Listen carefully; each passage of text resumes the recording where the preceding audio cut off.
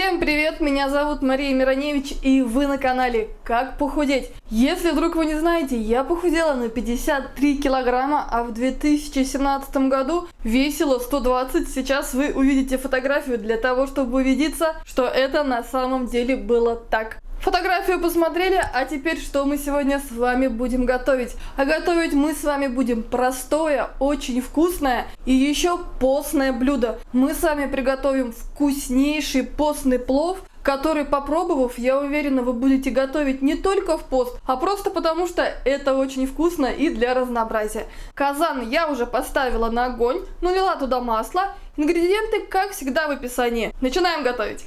Понадобится одна луковица, я ее нарезаю на четвертинки. Загружаю лук в разогретое масло. У меня сейчас включен самый мелкий огонь. Пока золотится лук, будем подготавливать остальные ингредиенты. Еще нам, конечно, понадобится морковка. Сначала разрезаю пополам, потом нарезаю пластинками. А теперь нарезаю морковку яркими оранжевыми ломтиками. Вот такое большое количество яркой морковной соломки у меня получилось. Хорошенечко все перчу. Нам от перчика нужен аромат, чтобы наш плов был очень ароматным. Хорошенечко перчу. А теперь перемешиваю. Лук уже, как вы видите, зазолотился. Еще у меня есть 400 грамм тыковки. Это просто отлично, добавит нашему плову вкуса. Тыкву нарезаю кубиками. Морковь с луком я обжаривала вместе около 5 минут. Теперь добавляю кубики тыквы. Все еще разочек перемешиваю. Теперь нужно обжарить еще лук, морковку и тыкву около 5 минут вместе. 5 минут прошло. Овощи выглядят просто отлично. Самое время продолжить приготовление. Добавляю чайные ложки кумина или зиры. Солю по вкусу. И еще немного перчу.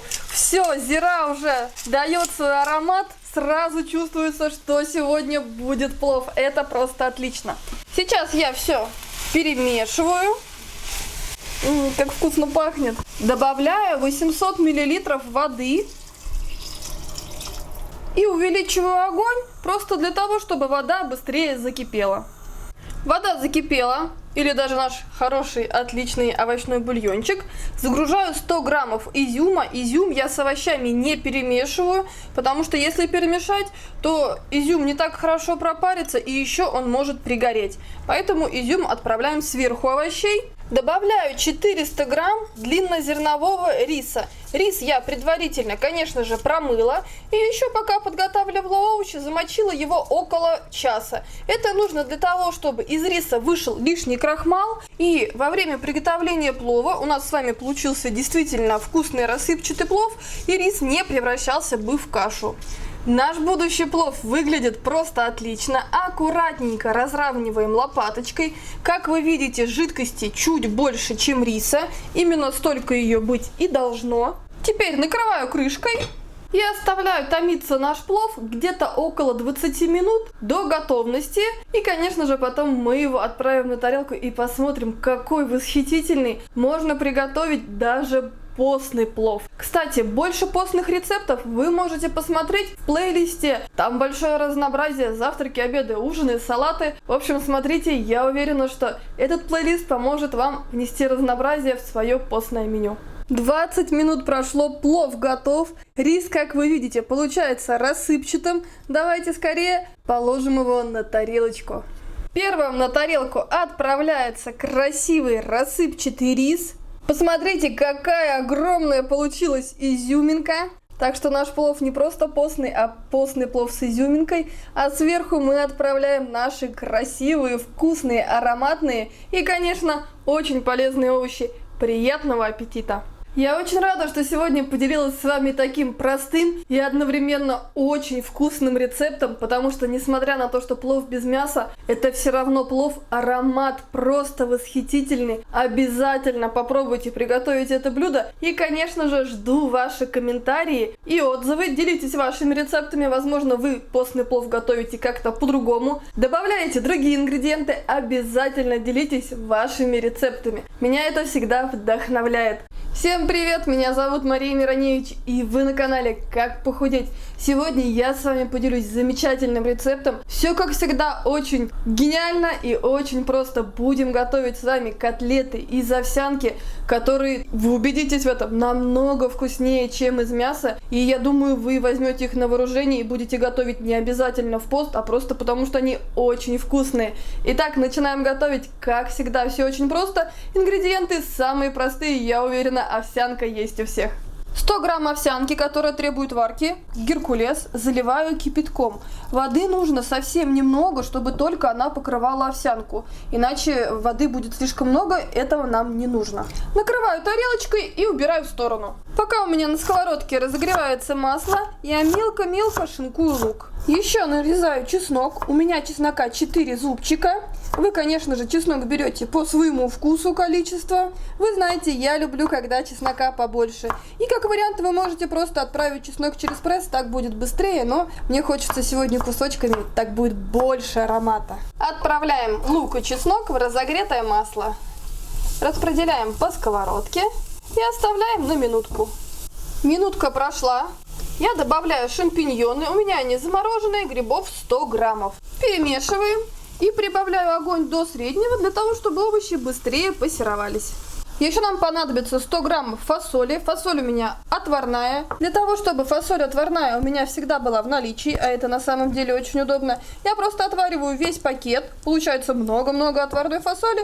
И раскладываю по маленьким пакетам и убираю в морозилку. Потом в нужный момент достаю фасоль. Кстати, вы все это можете сделать блендером, но на мой вкус вот такой толкушкой получается быстрее и немного вкуснее даже. Грибы с луком готовы. Самое время соединить их с фасолью прямо со сковородки. Отправляем в миску, в которой мы будем все смешивать. Овсяные хлопья тоже набухли. Сейчас задача соединить все ингредиенты. Добавляем овсянку.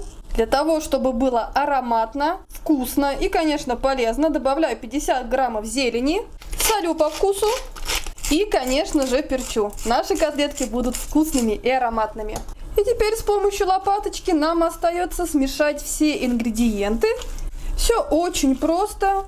Как всегда, не требует никаких лишних инструментов, навыков. Все очень-очень просто и очень-очень вкусно. Запах просто великолепный. Пахнет зеленью, чесноком, грибами. Теперь дадим 5 минут нашему фаршу для постных котлет отдохнуть. А если вам интересны постные рецепты, то еще больше вы можете найти их в плейлисте, он так и называется «Постные блюда». Там очень много рецептов, завтраки, обеды, ужины. В общем, я думаю, вы найдете то, что вам нужно, и разнообразите ваше постное меню, ведь это так важно в пост — питаться разнообразно и полноценно. 5 минут прошло, наш фарш отдохнул, отправляем его на сковородку. Готовлю я котлетки на самом медленном огне. Отправлять можно с помощью, вот так как я делаю, ложки, либо смочить руки водой и лепить котлетки руками. Мне удобнее ложечкой я их и распределяю. Теперь накрываю крышкой и оставляю на пару-тройку минут на самом медленном огне. Просто замечательным дополнением к таким постным котлеткам является томатный соус, который я готовлю на замену кетчупа. Если вы еще такой соус не готовили, то, во-первых, приготовьте обязательно, а рецептик будет вот здесь. Такой соус готовится за 5 минут, он очень вкусный и подходит, конечно, не только к постным котлеткам, а вообще к любым блюдам. В нашей семье мы его очень любим, очень-очень рекомендую его попробовать и вам. Ждем, пока обжарятся наши постные котлетки. Прошло 5 минут, снимаем крышку. Видим, что уже вот верхняя часть такая стала сухая. Это значит, что наступил момент, когда котлетки нужно перевернуть. Они получаются вот такими румяными. И все, сейчас на пару-тройку минут оставим их поджариваться с другой стороны. Котлетки наши готовы, отправляем их на тарелочку. Вот такие они получаются румяные. Обратите внимание, что котлетки замечательно держатся без яйца. Вот такие вкусные красивые котлеты можно приготовить из обычной овсянки и разнообразить свое меню в пост. И давайте, конечно, отломим кусочек котлетки. Она получается вот такая нежная, сочная, абсолютно не сухая и с замечательным ароматом свежей зелени, грибов, чеснока. В общем, это очень-очень вкусно. Обязательно попробуйте. Забыла, что хотела сказать. С такого количества. Да. Так, ваши любимые сцены. Забыла, что хотела сказать. Так сильно готовилась. Так. Раз, два, три. Из такого количества ингредиентов получается 8 вкусных постных котлет. Соответственно, если котлет вам нужно больше, такое, кстати, может быть, просто увеличивайте количество ингредиентов. Как всегда, все будет в описании под этим видео. И еще один из важных секретов приготовления вот таких постных котлет — это дать хорошенечко схватиться низу котлетки, потому что я очень много рецептов перебрала, пока нашла этот самый любимый, идеальный свой рецепт, которым, естественно, с огромным удовольствием делюсь с вами. Надеюсь, он вам в пост очень-очень сильно поможет. В ваших комментариях жду, конечно же, рецепты, которые любите вы, обязательно делитесь. И жду ваши отзывы, кто уже попробует такие котлетки, обязательно пишите. Для меня это очень важно. И также, если вы любите постные котлеты, поставьте лайк, мне будет очень приятно. Всем привет, меня зовут Мария Мироневич, и вы на канале Как похудеть. Сегодня я с вами поделюсь просто универсальнейшим рецептом выпечки. Во-первых, это постный рецепт, но он не только постный. Он отлично подойдет, когда у вас дома осталось минимальное количество ингредиентов,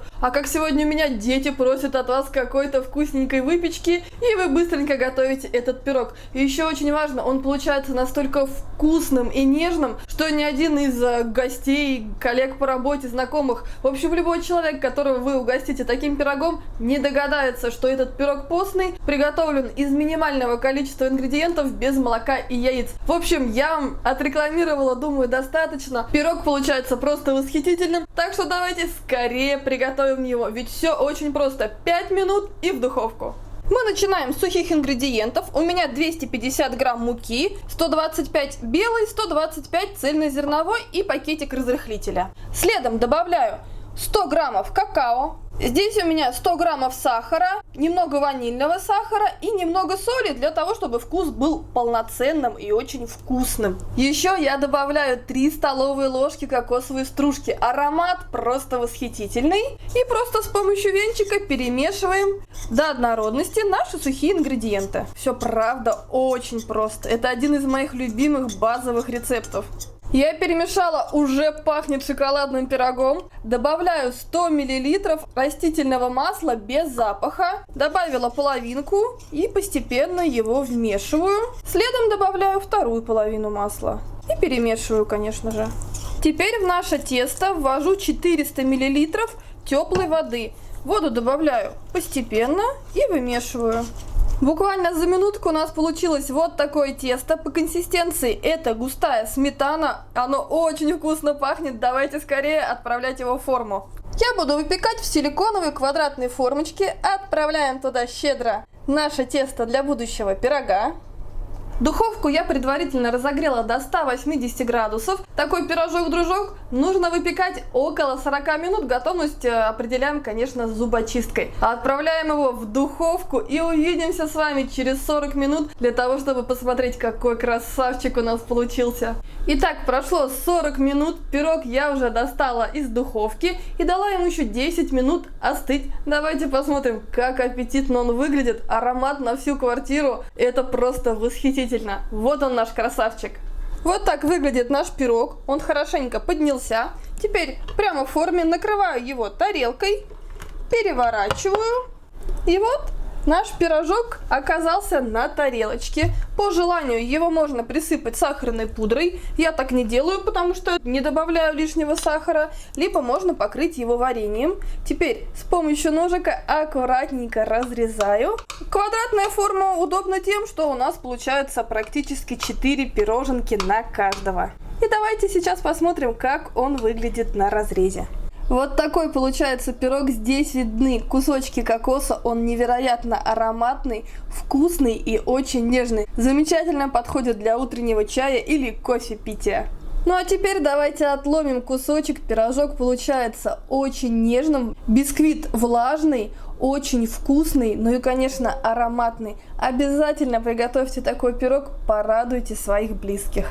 Такой пирог обладает насыщенным шоколадным вкусом. Это практически была моя палочка-вручалочка в самом начале похудения, потому что, как вы знаете, я отказалась от магазинной кондитерки, соответственно, от шоколада тоже. И поэтому, когда мне жутко хотелось шоколада, я готовила вот такой простой и вкусный бисквит, радовалась сама, ну и, конечно, делилась со своей семьей. Так что вот вам еще один вариант, для чего, почему можно приготовить такой простой, вкусный, 5-минутный практически пирог. Очень рада, что сегодня с вами поделилась своим рецептом. Уже скоро выходные. Уверена, что к выходным этот рецептик вам очень пригодится. Как всегда, жду ваши отзывы, кто уже приготовил. Делитесь вашими интересными рецептами. И если вам нравится наше видео, вы считаете, что мы хорошо трудимся, обязательно поставьте лайк. Нам будет это очень-очень приятно. Конечно же, оставьте ваш комментарий, напишите, что вы думаете по поводу наших видео. Кто не подписался, подписывайтесь. Я приглашаю вас в наше позитивное сообщество. И еще у вас есть возможность стать спонсорами нашего канала. Вот так много информации в конце видео, что-то из меня сегодня, потому что настроение отличное, светит солнышко, и на завтрак у меня будет вкусный шоколадный пирог. Вот здесь появятся еще наши новые, полезные, интересные и очень-очень вкусные видео. С вами была весенняя Мария Мироневич. Я желаю всем любви, добра, солнышка, улыбок и, конечно, вкусного шоколадного пирога на завтрак. Это прекрасно.